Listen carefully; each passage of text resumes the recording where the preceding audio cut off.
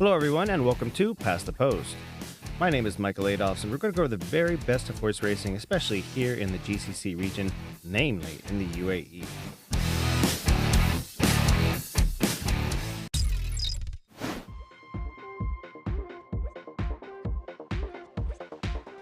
We kick things off at HQ Meydan, its second richest event of the year. This is Fashion Friday, which included 9 races, all group affairs. Things kicked off with Group 1 action, the Al Maktoum Challenge Round 2 presented by Longines for the Arabians. It was a well-matched race with Group 1 winners Murad, First Class, Jafar, and many others in there, but in the end it was Murad who could not be defeated, very impressively defeating our Kahila Classic winner, 2-time winner indeed, First Class. Lahab rallied well for third, while Jafar, First Class's stablemate, ran well in fourth. The final margin of victory was 2.5 lengths. Sylvester de Sousa was aboard the winner for Majid Al-Jahori and Yas Racing. Down the side they go as they work off the back here. Sections have been steady, mid-13s, and First Class is starting to get warm the inside of Vizier. Comes back up to take the lead on the inside. Third and out wider was Falah. He's done it tough. He will sleep well tonight. Murad to his inside, starting to creep up also. Looks like he'll race up and ominous and be in the finish here.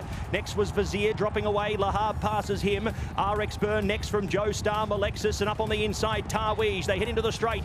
First Class is the leader, but quickly on the scene up on the outside is Murad, and he has left him for dead here at the 300-metre marker. Murad, the 6-year-old colt by Tharkov, takes the lead now by 3 lengths. Running on, Falah is running the race of his life despite being wide without cover. Jafar next, and Lahab up on the inside, but it's Murad. Murad coming away from First Class, who can't do any more, and it's Yas Racing on the board with a Group 1 here on Fashion Friday. 2.5, maybe 2 3/4 to First Class. Lahab ran a good race in third.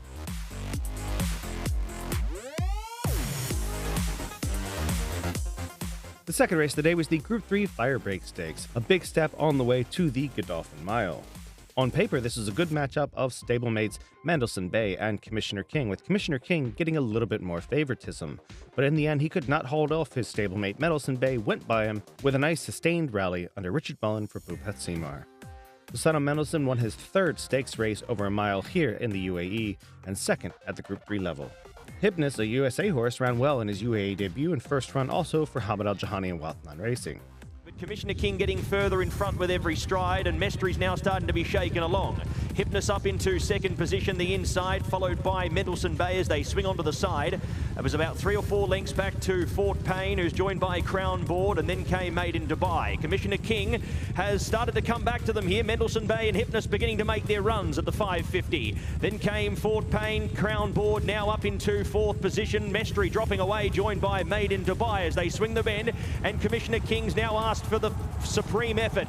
He's out by a half length to Mendelssohn Bay. Hypnos now drops out of the three-horse challenge. He's into 3rd position from Fort Payne and Crown Board. Mendelssohn Bay putting it to Commissioner King. Mendelssohn Bay half a length clear of Commissioner King. Mendelssohn Bay coming away. He is as honest as the day is long.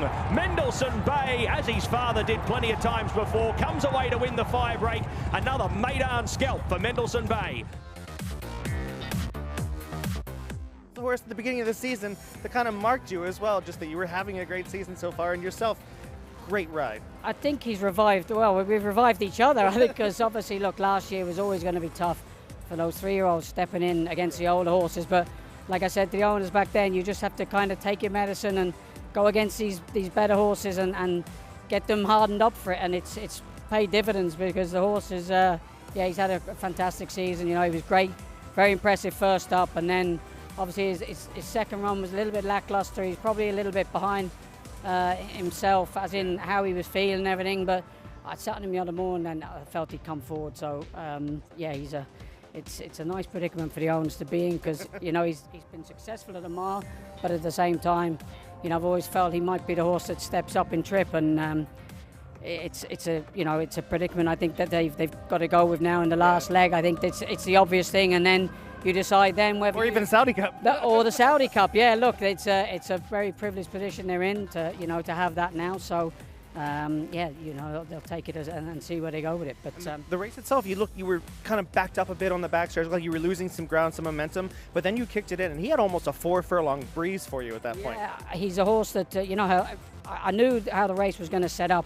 And in my own mind, I thought Mestri would be ridden a bit more positive today because of his disappointing run last time. And, you know, and in fairness, Sylvester had a little bit more horse than me, and I had to let him go and just sort of get on the wing of him.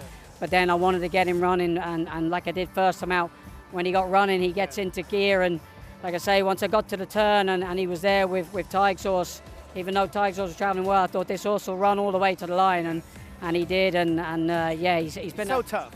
He's tough, and you know, look, you know him probably better than I do, Mikey. You know, you saw him as a yearling, and you know he's come through the sales at Fasig-Tipton, and yeah, he's been a great, you know, advert for them as well, and he's a great advert for the syndicates, because these are the guys that we need to get involved in racing now. And you know, it's important that I think that there's been a stigma of syndicates in the past that they have cheap horses and not so, you know, not so competitive, but he's the flag bearer of syndicate racing, and obviously, you know, fortunately enough, later on I got another one in Imperial Emperor. So, you know, two nice rides, and yeah, looking forward to both of them.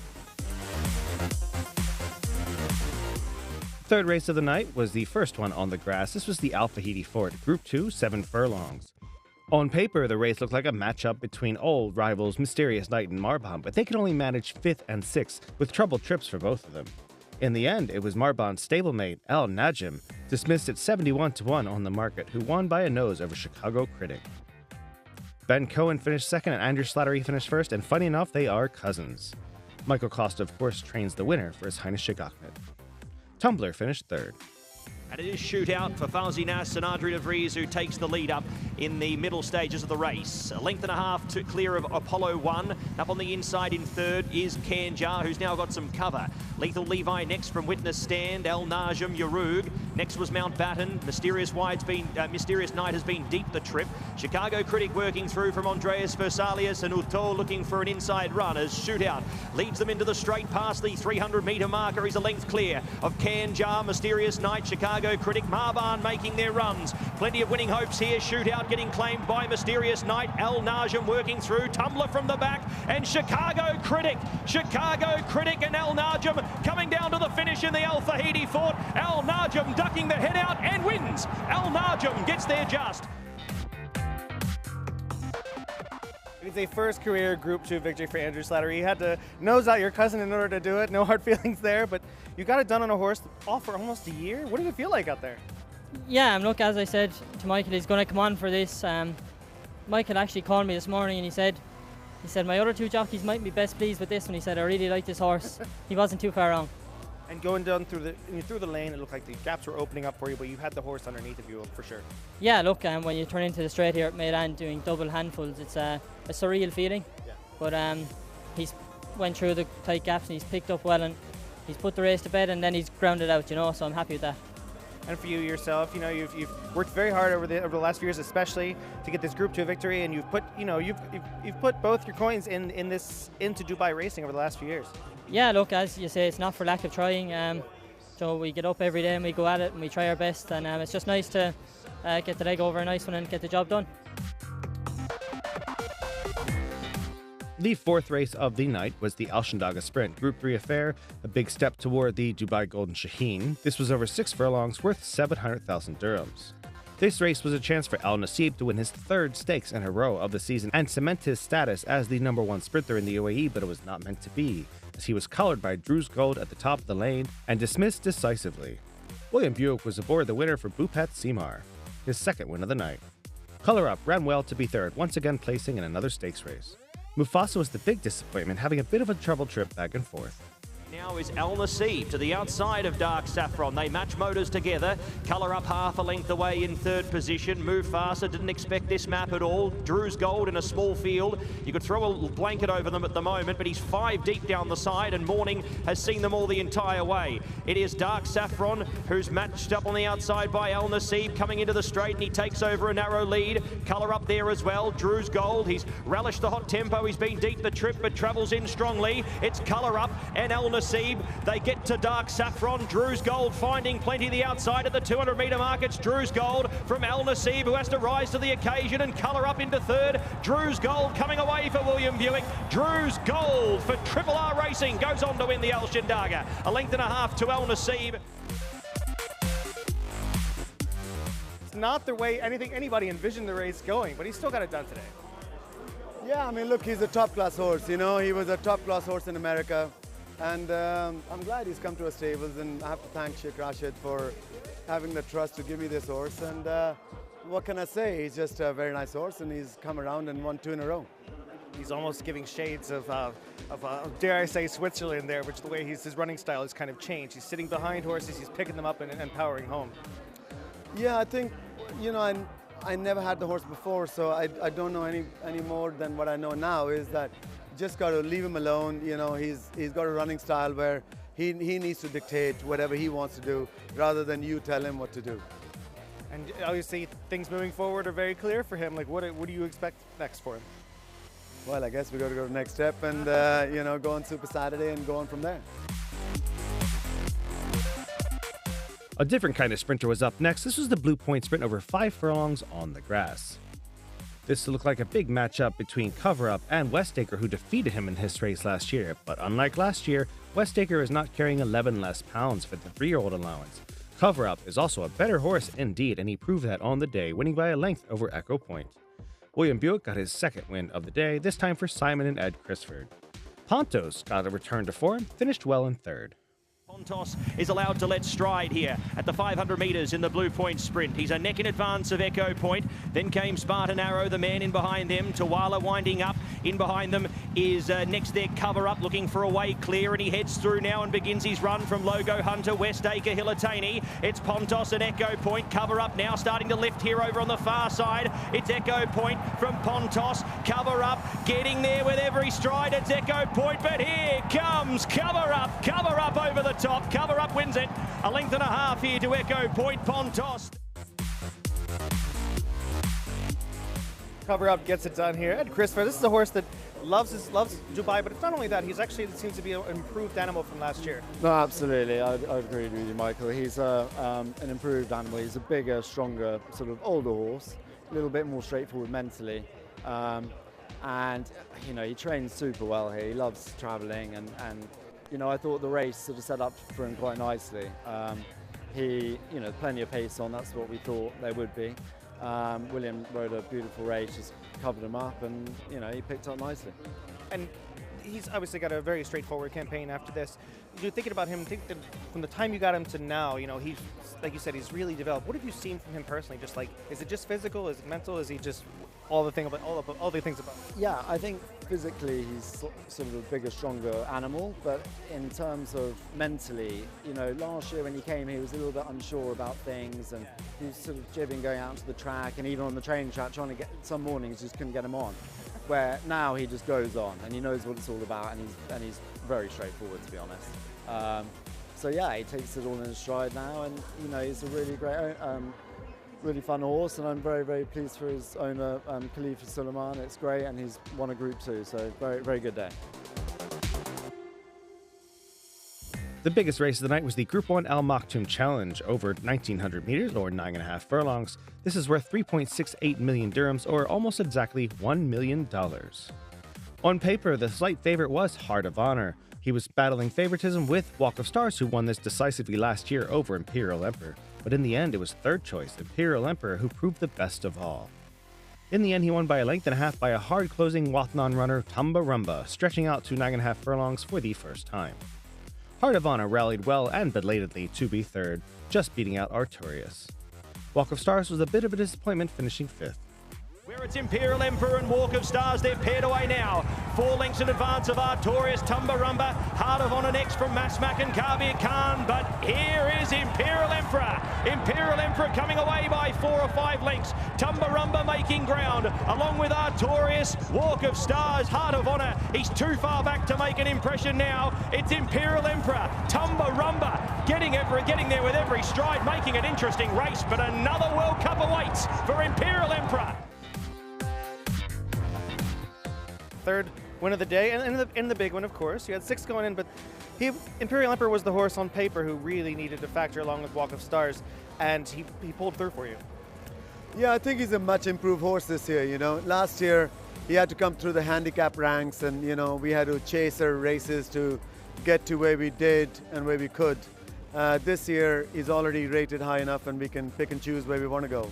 He's I think 5 for 7 for you right now. He does one better than last year, turning the tables on his stablemate Walk of Stars.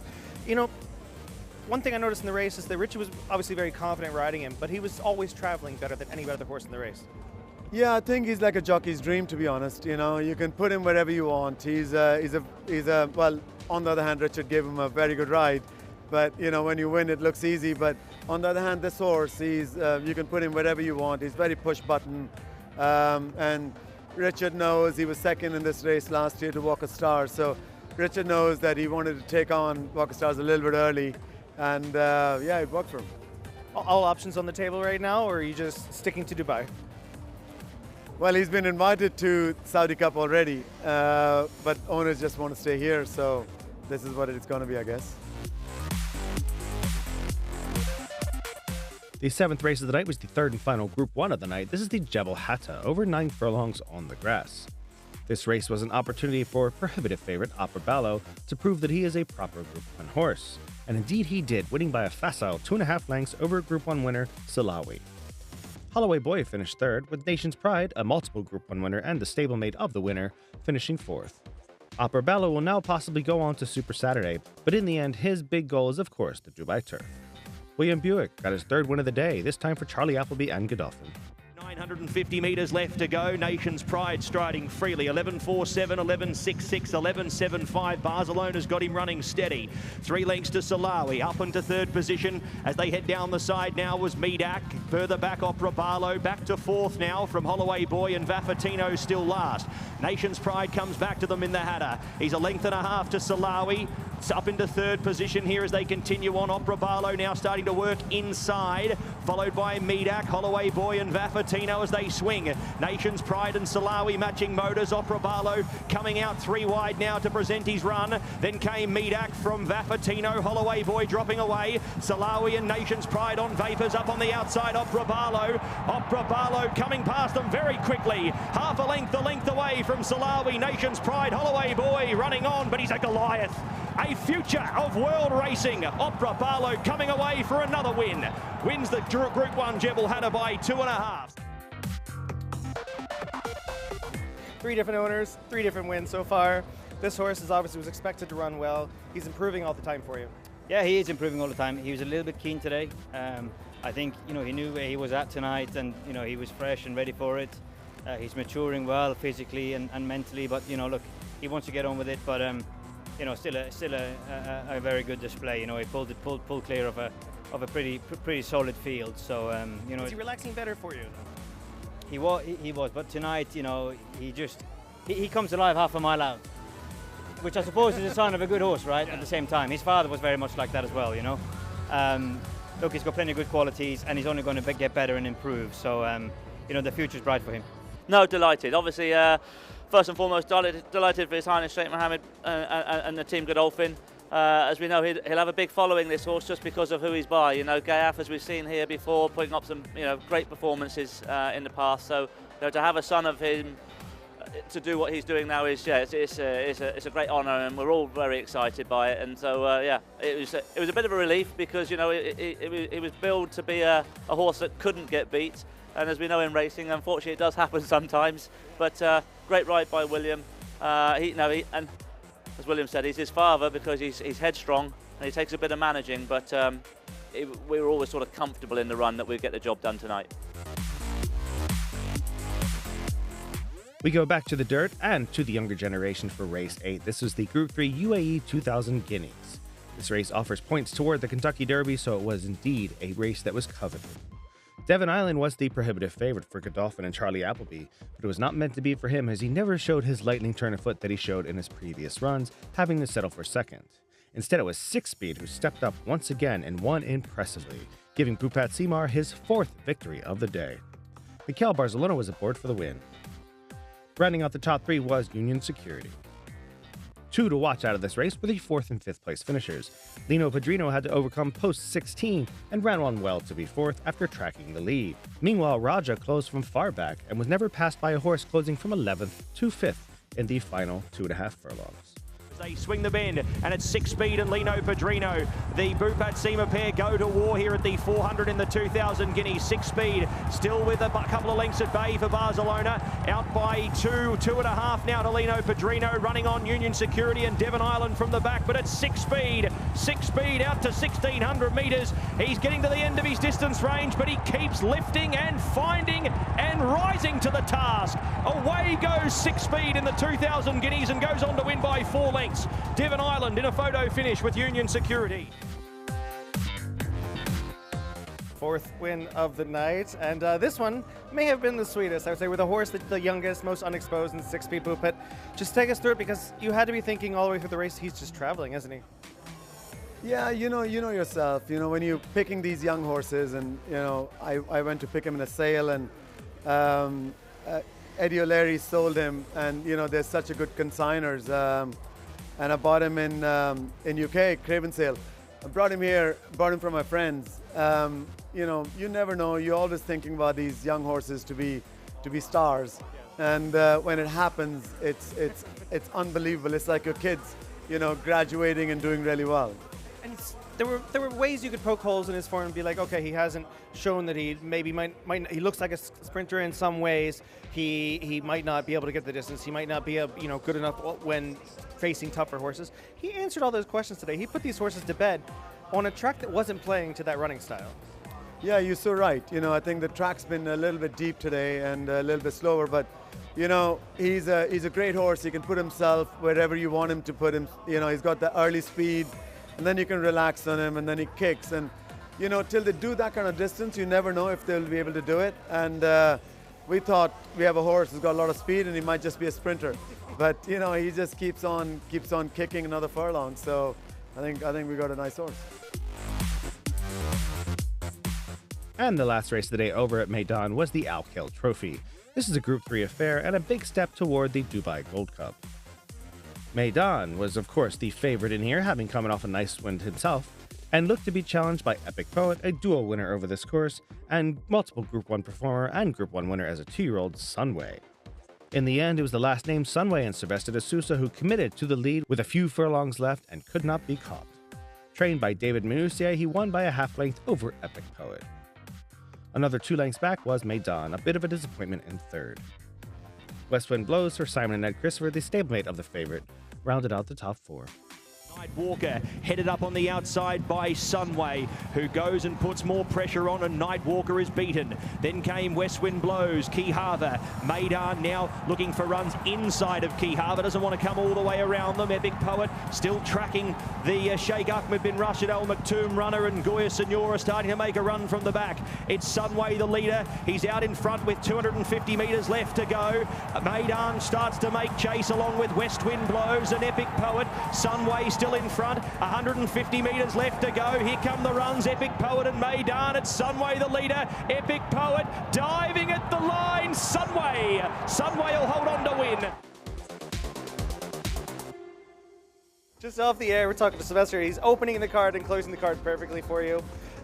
This is a horse that you're getting on, and you knew that you probably had to put him in the perfect spot to do what you did today. You had him a little more forward than he usually is. Just take me through the run. And canter down, like he felt a little bit toey, first time a bit fresh with the travel and all that, but David has told me, has me full of confidence to say the horse was ready for his mark and was ready for the race. And he took me into the race. We didn't go a measure gallop early on, but I will have to take him back all the way through, trying to settle him and relax and get to a rhythm. And he responded for the pressure very well. I made a long run from the 800, started to stretch the field. And got to the straight, I just shoot him, and he put a couple lengths clear, so like, catch me if you can from here, But yeah, it's you know that he stays too, because he runs so long. I know, he's been running tough companies than this, especially on an easy track like this. Sometimes you get a little bit caught for turn foot, So I did not want this to happen tonight. Did you sense the horses coming on the outside? You had to know that, Meydan and Epic Poet are probably on their way. Yes, of course I was worried because I made a long run, and beneficial the ones from the back, when you kick and then you go clear. Meydan is a long straight, so, but he's a horse when he goes and he waits a little bit for the company, come from the back, but the other horse come wide and, but hey, we pay off tonight, Probably next time we ride different.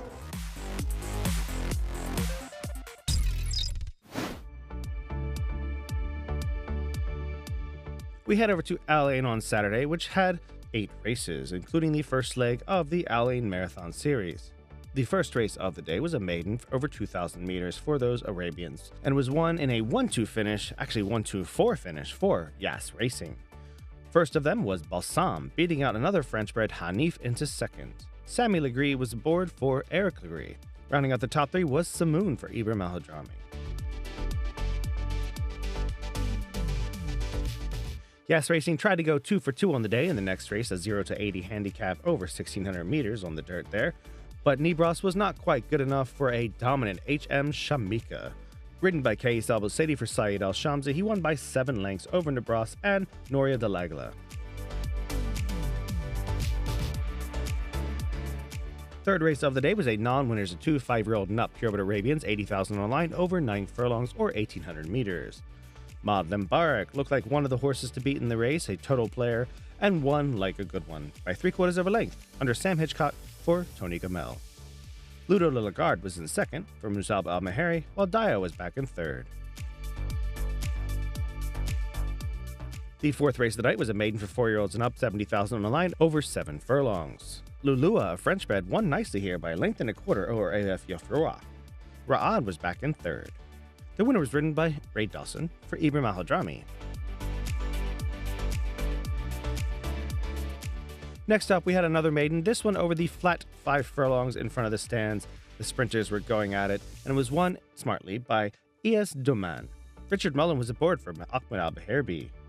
Jap Hatana was back in second, with Athman Bunena in third. The final margin of victory was a half length.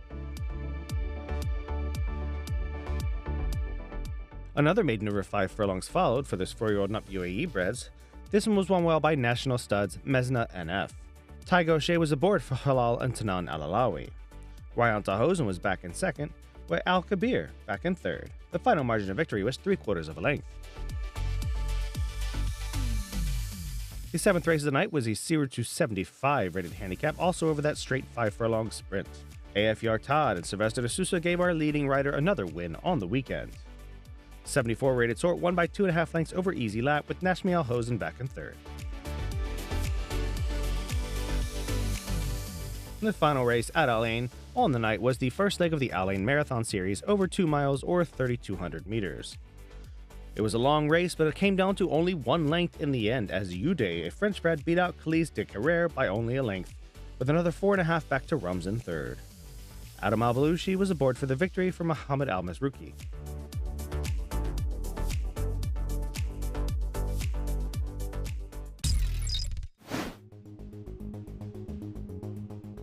Now let's head over to Sharjah, where we do not have the rights to the footage, but we can show you who the winners were. We had 6 races on the day. Winner of the first race, a maiden over 1,200 meters for the Purebred Arabians, was Pepper Al-Rawasi. Tai Gaucher was aboard for Adnan Mohammed. Second race of the day was a conditions affair over 1,700 meters, won by Al Nair. Bernardo Pinheiro aboard for Khalifa Al-Niadi. Third race of the day was a maiden over 2,000 meters for those Arabians, this one giving Yas Racing yet another victory, actually going 1-2 in this one, with Nawal and Kandil finishing first and second. Kais Al-Busadi was aboard the winner for Eric Legree. Fourth race of the day was the feature. This was the 250,000 dirham His Highness the Ruler of Sharjah Cup 2026, presented by Longines. This race was dominated in the entries by Yas Racing, but they could only manage second, third, and fourth, as Al Motassim for Ibrahim Al-Hadrami won well by a length and a half under Ray Dawson. Shaddad, Safiha, and Zajil for Yas Racing finished second, third, and fourth. The fifth race of the afternoon over at Sharjah was the only thoroughbred race. This one was won impressively by Yuvraj for Doug Watson and Patrick Dobbs. Goldspur was second and Desert Horizon was third. And the last race of the day was a maiden for Purebred Arabian 0-85 over a marathon 2,700 meters. It was won a length and a half by Sam Hitchcock, Tony Gamel, and their horse Rod Al-Brook. He beat out Rawa Al-Reef in the process.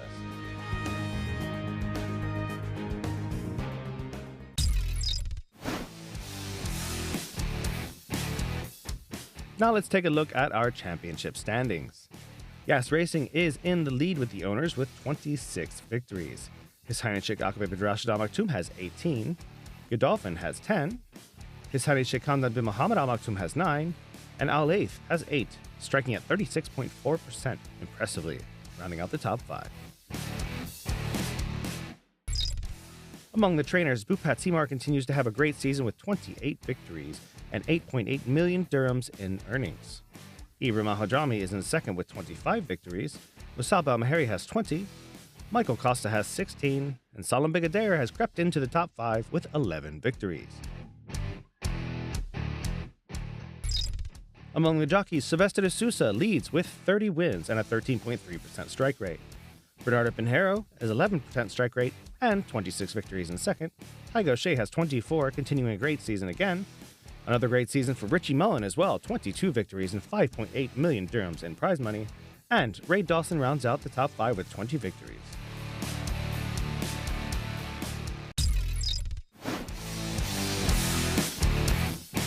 Now let's look at what's coming up this week. We go back to Meydan on the 30th, this Friday, where we have a few nice races, including the Dubai Sprint, the Maj Stakes, the Jumeirah Guineas Trial, and the Group 3 Dubai Millennium over 10 furlongs on the grass. The next day, we go over to Jebel Ali, where we have 8 races lined up. And finally, we have Al-Ain on Sunday. We hope to see you at the races, but most importantly, see you here back on Past the Post.